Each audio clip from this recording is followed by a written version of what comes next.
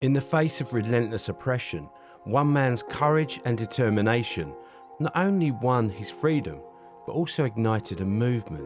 This is the true story of Frederick Douglass, a former slave who became one of the most powerful voices for justice and equality in American history. But before we explore today's story, this is Man Friday Fire Pit. If you like this content, please remember to like and subscribe to the channel. And if you have a story that needs to be heard here, maybe drop us a comment down below. Frederick Douglass was born Frederick Augustus Washington Bailey in February 1818 on a plantation in Talbot County, Maryland. From the very beginning, his life was marked by hardship. Separated from his mother as an infant, Frederick never knew his father. Raised in the brutal system of slavery, he witnessed and endured the dehumanization inflicted on millions. Yet, even those dark days, the seeds of resistance were already taking root. At the age of 12, Frederick's life took a pivotal turn when his enslaver's wife, Sophia, began teaching him the alphabet.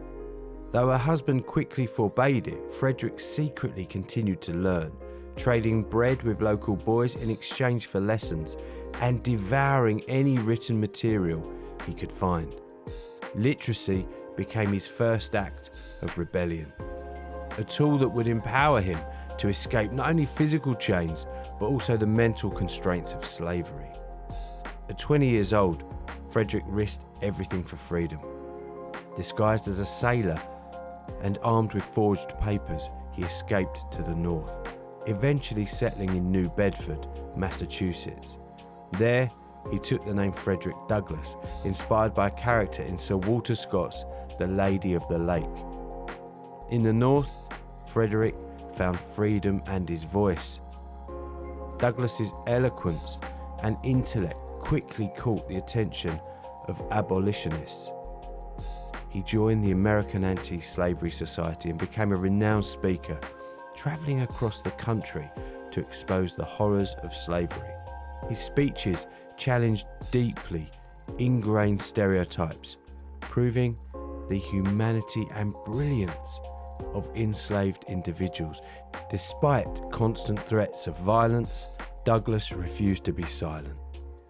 In 1845, Douglass published his autobiography, Narrative of the Life of Frederick Douglass, an American Slave. The book became an international sensation, but it also placed him in danger of being captured and returned to slavery. Seeking safety, Douglass fled to Britain, where allies not only celebrated his cause, but also purchased his legal freedom. When he returned to America, he did so as a free man and a determined advocate for justice.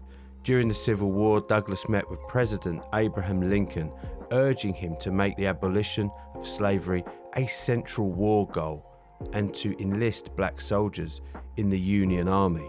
His advocacy played a pivotal role in shaping politics that ultimately brought freedom to millions. Douglass's contribution didn't end there.